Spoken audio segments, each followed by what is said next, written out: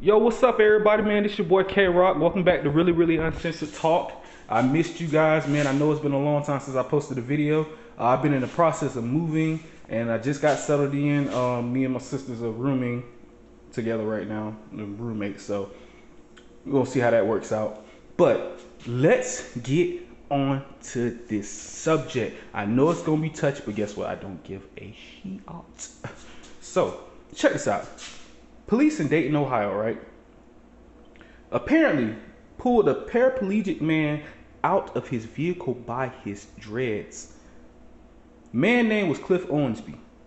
He was 39, and apparently, he was paraplegic. Uses a wheelchair and a cane to get around, and has pretty much like little to no use of his legs, if I'm not mistaken. So pulled him out the car. Then arrested him. While he was on the ground, freaking cop had his knees on the man's back. Like, and I'm looking at the video now, and I'm thinking to myself like, damn, that George Floyd situation ain't teach half you cops shit. Taught you nothing. I've noticed changes in how the cops in my neighborhood act. They've taken that George Floyd thing very seriously.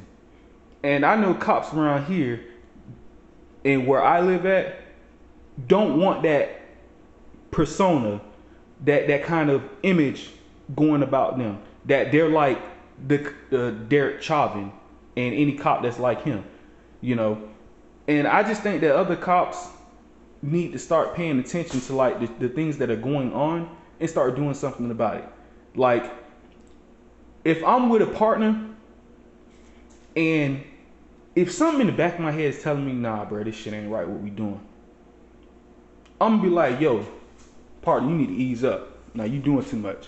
You know, this is me being accountable as a police officer for not just myself, but for my brethren too, my police officer brothers. You know what I'm saying? Like, I'm gonna hold myself accountable of making sure that I'm abiding by the law, as well as my partners, because we are enforcers of the law.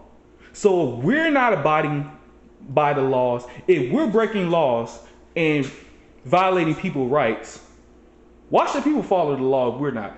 You know what I'm saying? We should be following the law to the T if we're police officers. You know what I'm saying? But it ain't even about that. It's just there's a humane way of doing things. Like, there's a better way of restraining someone, whether they're paraplegic or not. And what they did to that man was uncalled for. He ain't had no weapons on him, none of that shit. Granted, people say, well, they don't know that when they're pulling him over. Of course you don't. But guess what? You signed up for this. Excuse me, y'all. But you signed up for this work. You signed up for this work.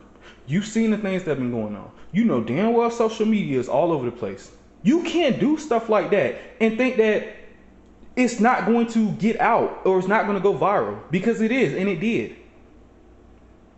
Now I'm pretty sure people, especially black people in Dayton, Ohio, are probably not, yeah, fuck the police, you know. And it's like, don't nobody care about the image of police officers anymore. Like, now it's thinking like, oh, all you crackers are dirty. Excuse me using that word, but when I use that word, I refer to police officers, not white people. Just clarifying that, by the way. But that's how people, they look at, they're like, fuck the police now. You know what I'm saying? Like, they see stuff like that and it's like, see, that's why I don't trust the cops. Boom. That's why I don't fuck with the police. Boom. Things like that. Shoot, I've had my fair share of run-ins with the cops. I even been arrested one time. But never have I had a situation where I felt like my life was like truly in danger, or like the cops were really violating my rights. There's been a couple instances where, they could have let me go, but instead decided to like fuck with me. You know what I'm saying? And I know that was because, the color of my skin. So I've been in situations like that. So I understand from that perspective where people are coming from. I also understand the perspective of where people jump out before the full story gets out and take sides and don't know both sides of the story. I'm a fan. I've seen that too. But this situation, how it looks right now, if the man is paraplegic, if the man can't walk, or can barely walk, barely use his legs, that kind of treatment was definitely unnecessary. And the restraint process, to me, was just unnecessary. You don't put that should be banned. Any putting your knee on somebody that's on the ground, you can hurt them. You don't realize that? George Floyd didn't teach y'all nothing yet? Y'all still putting y'all damn knees on people's backs and shit, man. Come on. People are tired of seeing that shit. That's inhumane, bruh. That's the part that's inhumane. Grabbing a man by his dress, that's the part that's inhumane. Don't nobody give a damn about y'all doing y'all job. Do your job.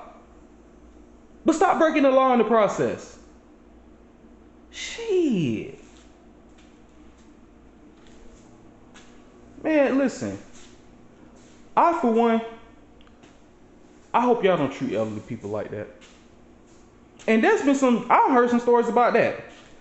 And it just goes to show, man, I fear for my kids when they get older. You know what I'm saying? Like, not just because, my children are black, but because my daughter is your, traditional black girl, little mouthy, stuff like that, you say something to, she gonna say something back type deal.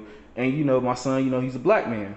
So it's already like, I worry about their interaction, their first, true encounter with the police officer when they get older. If they happen to be driving and get stopped. I have that fear because I've seen it, and I've seen it happen to another black person. And not necessarily saying that, oh man, this is eventually gonna happen to us. No, we're not saying that. We just have that fear now in the back of our head, like, damn, my child can be black and not doing nothing wrong and still lose his or her life in the process of dealing with a cop.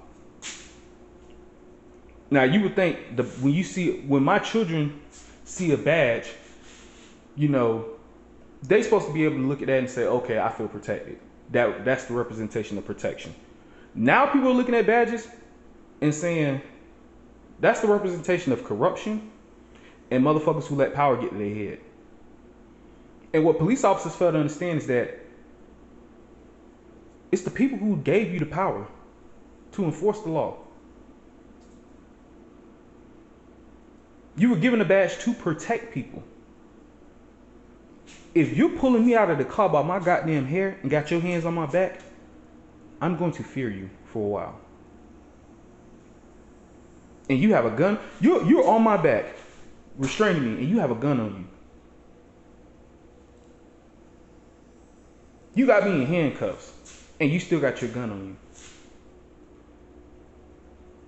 I ain't got shit when you arrest me.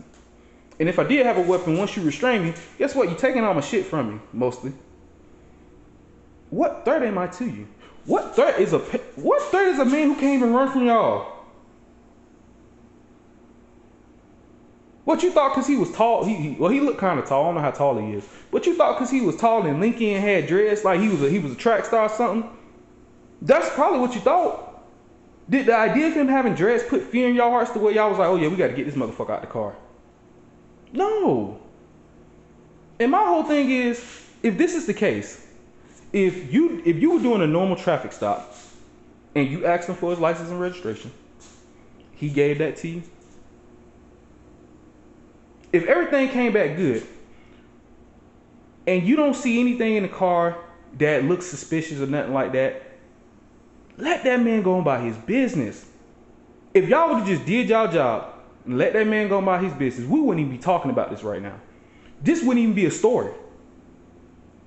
And he probably would have went to his destination and went on himself. You wouldn't have no damn complaint filed against you. You wouldn't have the NAACP involved. And you wouldn't be making your police department look bad. Like, gosh, man, like, and this ain't, and understand, this is not for all cops. It's just the ones that do dumb shit like this. Bruh, y'all gotta chill out with that shit, man. Like, it's getting old now. And sad thing, when I say it's getting old, this shit's been going on for forever. I'm just gonna say forever. It's been going on forever. But it's just time to stop, man. Like, what it's gonna take, man? Do we need another George Floyd situation?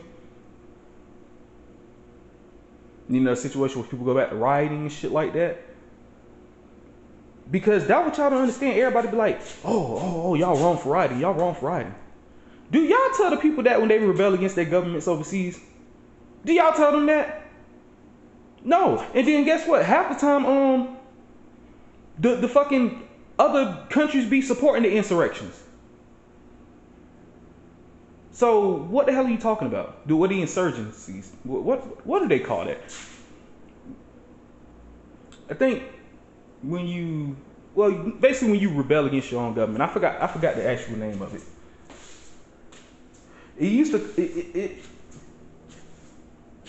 have a name for it, like on a pirate ship. Like, if you betray your captain and try to throw your captain overboard, or kick or something like that. Mutiny.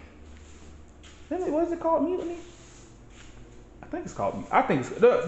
Somebody comment and let me know what the exact word is. I think it's mutiny, but nobody says nothing when these other countries and stuff rebel against their own government. Only the United States, because we're the land of the free. This is the greatest country you can live in. Well, for who? For y'all, because most of y'all families were already established. That's why I be looking at like most white people that are here now that be like poor, and I be like, how y'all poor when y'all ancestors were apparently supposed to be slave masters? They banked off free labor, and then when they actually started paying people, they were paying them change per hour. Why y'all still made millions of dollars? Well, I be looking like, damn, how is half of y'all poor? Like, the fuck? There's no way in hell all these descendants of slave masters are poor and broken and walking around with nothing. That gives me a little, I don't know. I start thinking about history a little different. Like, maybe not all white people were slave owners. That's what I get to thinking. And maybe not all black people were slaves. That's what I also get to thinking. And then I also start thinking, like, what if white people were enslaving their own kind and not just us? I'm pretty sure they did. And then I get to thinking like this too. I'll be like, damn, what if black people enslaved their own kind back then? And I think they did that. So I don't put shit past nobody. You get what I'm saying? No matter the color of your skin or nothing. I don't put shit past anybody. But my whole thing and the statement that I just want to make today is that if you guys have no respect for a black disabled man or a disabled black person, you damn sure ain't got no respect for no normal black person. And I'm gonna leave it like that, man. But anyway, I'm glad to be back. I love you guys. I love people that love my channel. I love the people that hate my channel. Either way, whether you love it or hate it, watch my videos. It helps out. Subscribe, like, comment, whatever. Y'all know I love it. I love it. Listen, I love the negative comments too, just as well as the positive. But listen, I'm tuning in this story. I'm gonna stay on top of it. See what's what. You guys continue to update me on the situation. Just let me know. Just let me know. Keep me informed, because I might venture off and do something else. You know how people are. We start something and then we start doing something else, and then we forget about the first thing we did. And that's just life. But keep me posted, and I'll keep you guys posted, and we'll help each other out. Stay on top of this page. Get the real story out, and that way everybody can be properly educated. But with that being said, like I said, I love you guys. Peace, and tune in, because it's gonna be more.